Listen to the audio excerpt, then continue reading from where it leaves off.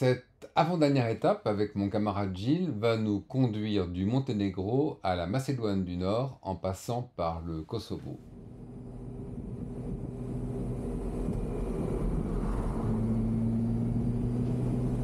C'est incroyable ce que le Monténégro ressemble à la Suisse, une multitude de vallées et de petits villages. La grosse différence, c'est que les clochers sont remplacés par des minarets.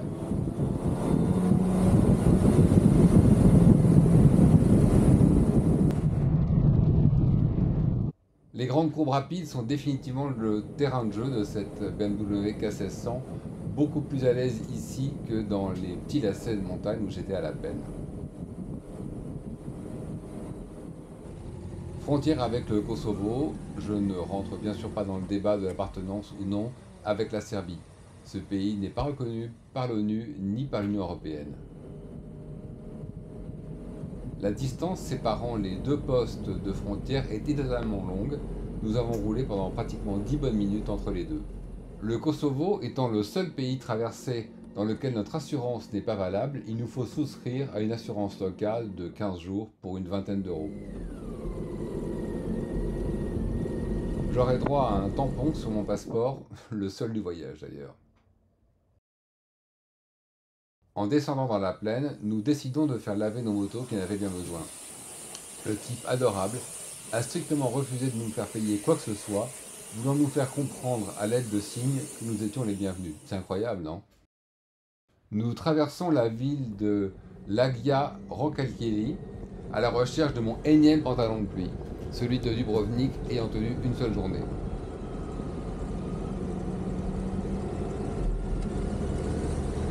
Au détour d'une route, nous tombons sur un monument à la gloire du travail typique de l'ère communiste.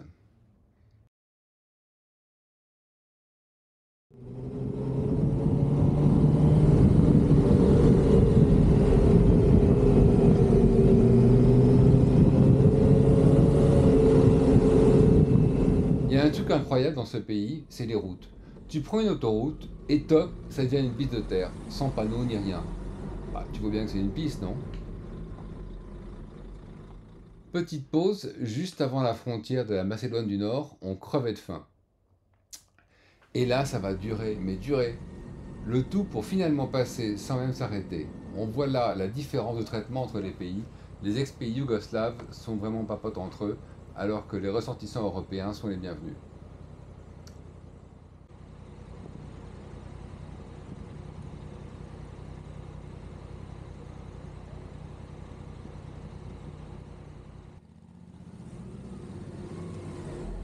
On notera que certains pays, ici la Macédoine du Nord, ont déjà adapté le format des plaques de l'Union européenne. Pour ce 16e jour, nous restons en Macédoine du Nord, le programme de fin de journée ayant été modifié suite à une aventure éprouvante.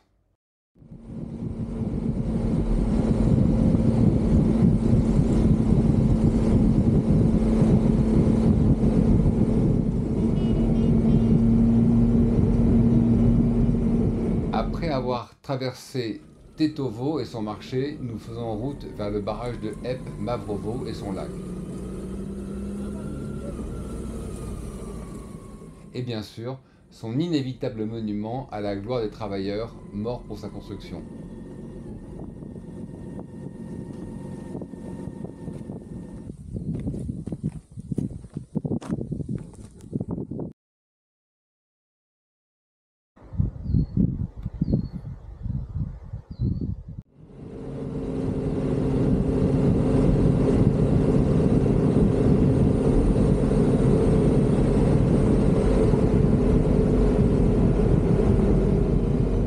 Bon, les ponts, c'est pas mon truc, je le traverse vite fait pendant que Gilles prend ses photos et je vais l'attendre de l'autre côté sur la terre ferme.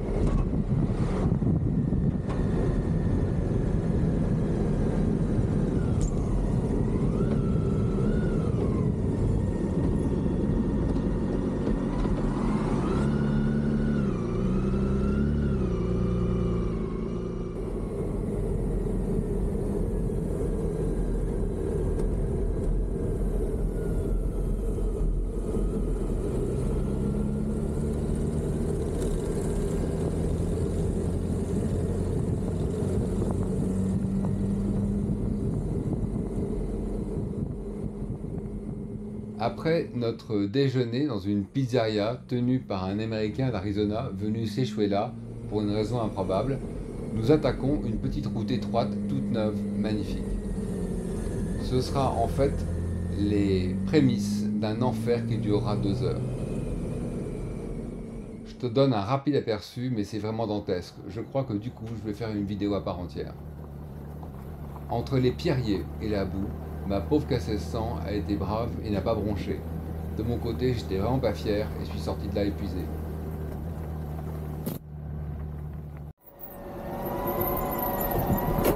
Ah merde!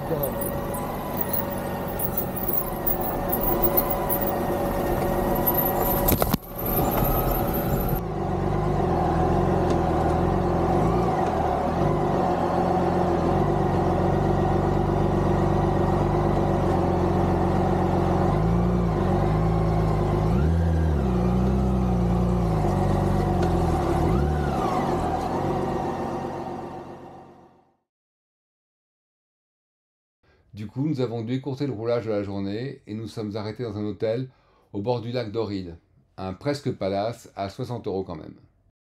Ça aura été notre dernière journée ensemble, mon pote partant à l'est vers les météores et moi à l'ouest vers Igoumenitsa en Grèce où je croyais que m'attendait mon bateau.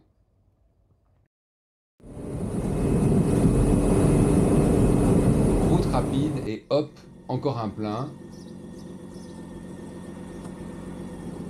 On en faisait en moyenne un par jour.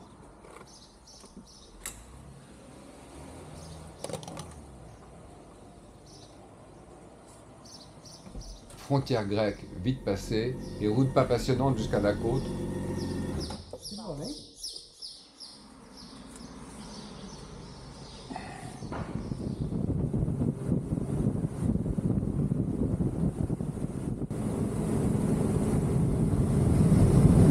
Je me suis posé dans un hôtel face au terminal des ferries où j'ai pu me doucher, me changer, dormir quelques heures et me lever à 3 h du matin, heure locale.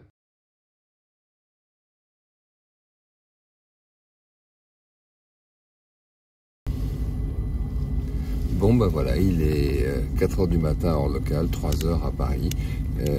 J'arrive en avance au terminal, il n'y a plus moyen de dormir. Malheureusement, la cabine qui m'a été réservée a été supprimée par la compagnie, juste comme ça, parce qu'ils avaient changé de bateau, il n'y avait plus de place. Donc je vais me taper 25 heures assis dans une chaise. Cette journée vraiment pas cool sera passée sur le ferry. Le bateau ayant 5 ans de retard, j'ai eu l'occasion de me faire quelques potes et eu largement le temps de nous faire quelques cafés. Le bateau, construit au début des années 70, avait 2 sister ships qui ont été désarmés il y a plus de 10 ans. C'est à dire l'état de ce rafio qui puait le fioul, rendant le pont impraticable.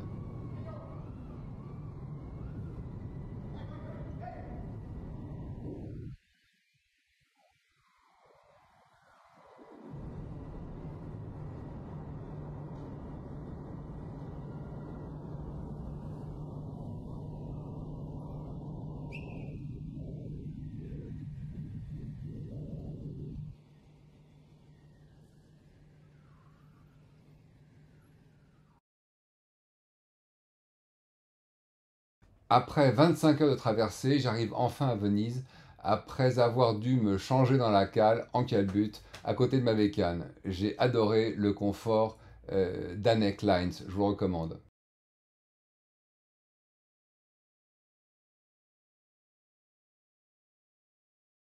Je prends la route vers Montreux et enquille les 560 km vite fait, en me faisant bien évidemment copieusement rincer par la pluie en passant à Aoste.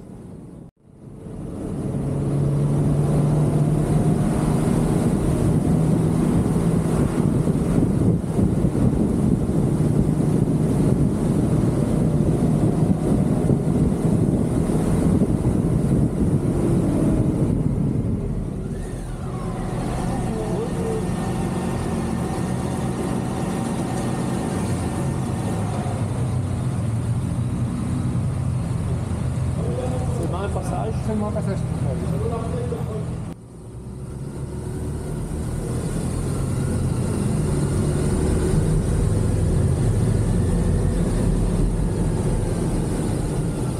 Passage du col du Grand Saint-Bernard et redescente après le tunnel dans des grandes courbes rapides et un paysage à couper le souffle malgré une sévère caillante.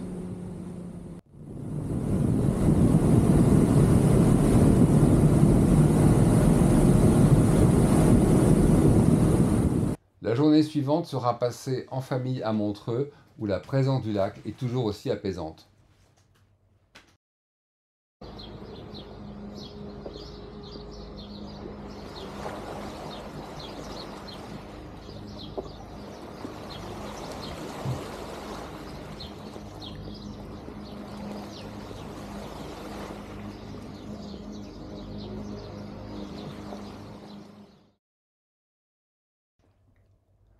Cette 20e journée sera la dernière. Je quitte Montreux sous un soleil radieux et fais route vers Lausanne.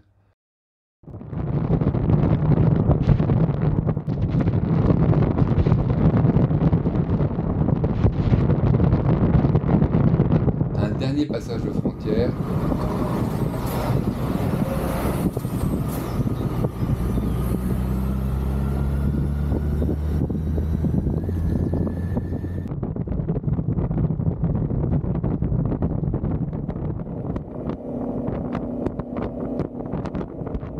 Et je me dirige vers Besançon en passant devant le château de Joux, toujours impressionnant sur son promontoire rocheux.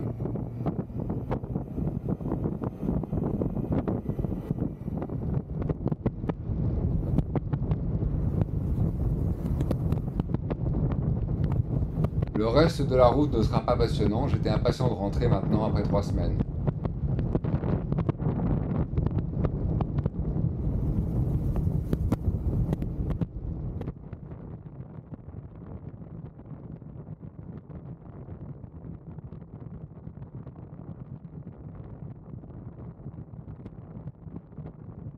Merci à toi de m'avoir suivi pendant ces 3 semaines. Merci à Gilles d'avoir préparé ce voyage au Cordeau et ces paysages découverts extraordinaires. Je te laisse, il faut que je prépare le suivant.